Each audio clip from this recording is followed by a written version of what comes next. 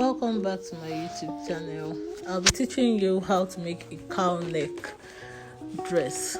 So first of all, we'll slash our neck. We'll draw out our neckline, just a V shape,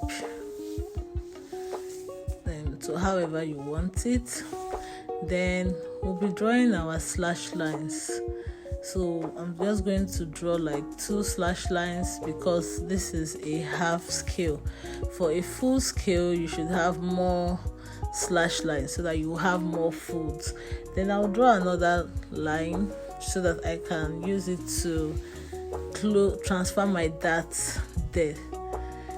So I'm going to close the darts and then open the center front. So thank you. We got to 500 subscribers. Thank you for watching my last video. If you are new to this channel, please don't forget to subscribe and turn on the notification so that whenever I post a new video, you'll be alerted. So I just closed my 2 darts and transferred it to my center front. Now I'll be drawing my slash lines. And spreading them on another paper to form our cowl. Okay, so this is our cowl, our brown paper. So I was supposed to align it to the other straight edge. I didn't take note of the fact that it wasn't a straight edge. So you align it to the edge of a paper that is straight so that you don't have it crooked like this. So I'm going to be spreading them and then forming them, making them form our cowl. So that's the last one I'm putting. Then I will take a straight ruler and draw our line from the shoulder. You can see that from the tip of the shoulder I drew a line. So I'll be folding it because a cowl neckline it has self-facing. You don't sew a separate facing for the front actually. So that fold I folded there is to create our self-facing for it.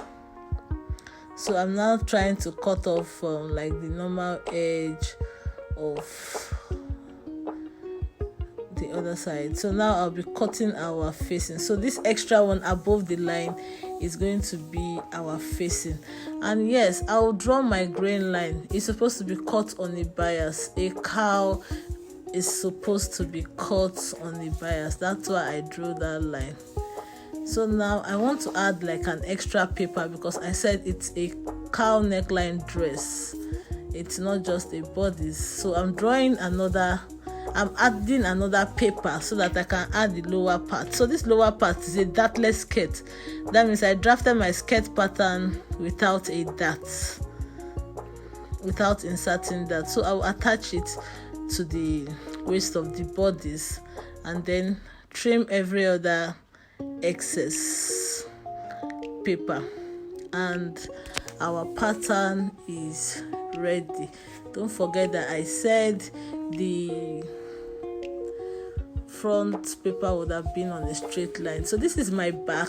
My grain line, you can see, is a straight grain line, so it's going to be cut on a straight grain, while the other will be cut on bias. So I'm just labeling it that is my facing. That upper part is my facing, and I will notch where my shoulder should stop so that I will know where to fold as my facing. So that is what I just notched right now, and you can see the front and back pattern. So the back pattern is also a dartless pattern. So I'll be bringing out my fabric right now to cut it, and I'll be cutting my back first. I'll be cutting the back first. You know, the back is just a straight grain, so I'll be cutting it along either your lengthwise grain or crosswise grain, any one. So me, I don't want to add allowance, so I want to make sure I'm cutting it my grain line should be parallel to my stretch, to the stretch. That I want the stretch to fall across the bodice. So I'm just going to pin it down, and then I'll be cutting it without allowance because the fabric is stretchy. If your fabric is not stretchy, please add your allowance. This is a stretchy fabric, that is why I am cutting it without allowance. A stretchy fabric is actually a very forgiving fabric. You can do without allowance. So I'm just pinning it down. If you're yet to subscribe to my channel, please don't forget to do so. And I'm saying a very big thank you to the over 500 subscribers that I have. So this is me cutting it. Like I said, I'm cutting it without allowance. Number one, this is a half scale, is a mock-up, nobody's wearing it. And then number two, because the fabric is stretchy. So you see how I folded my fabric, the normal way you fold your fabric. That's how I folded it to cut. It won't be the same for cutting the front side. That was different between the different grain lines they have on the pattern. So that's my center back. Yes, it is not unfold.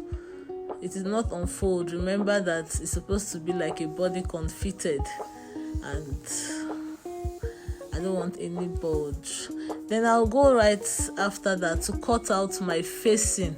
Yes, the back needs a facing. If you don't want to use a facing, you can either turn it with a bias or find a way to finish your neckline. So the major reason I'm cutting a facing is because I want to be able to finish my neckline neatly. So I've cut out the facing. You can see that's how it will look, and then I'll keep it. So right now we're going to be cutting our front in two different ways, and I'll show you the two effects, the effect of both of them.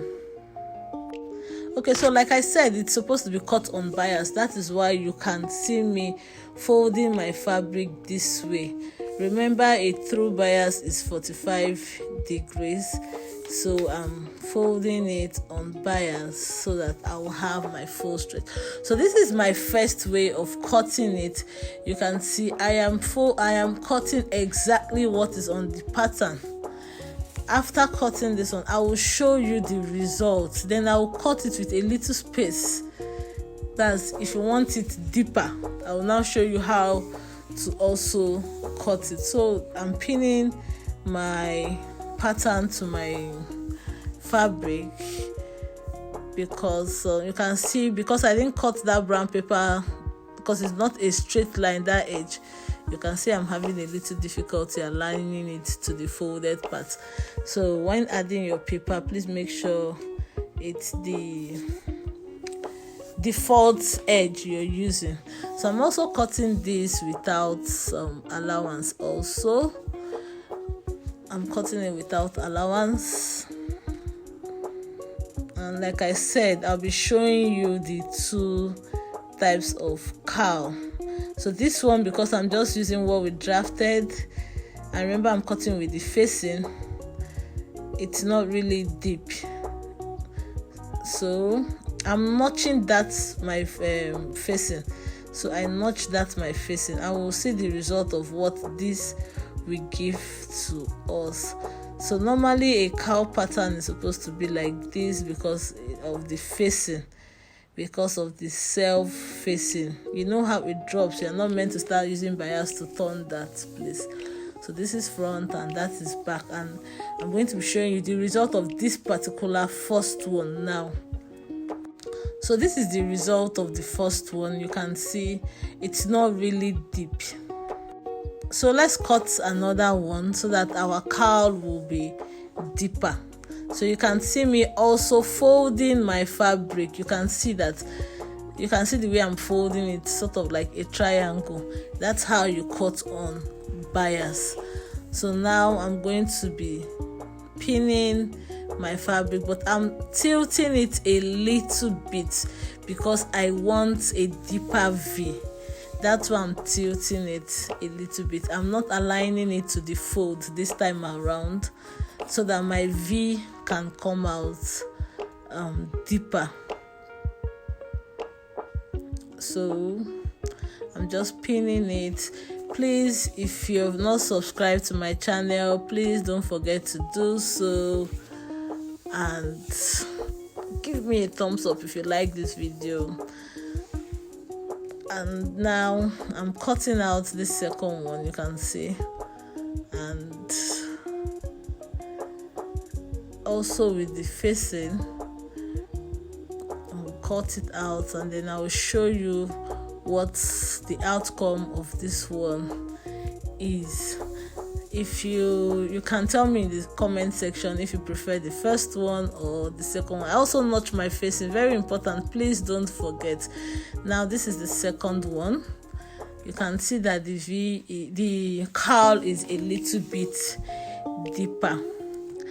Thank you very much for watching, and please let me know in the comment section which one you prefer, the deeper cowl or the shallow cowl.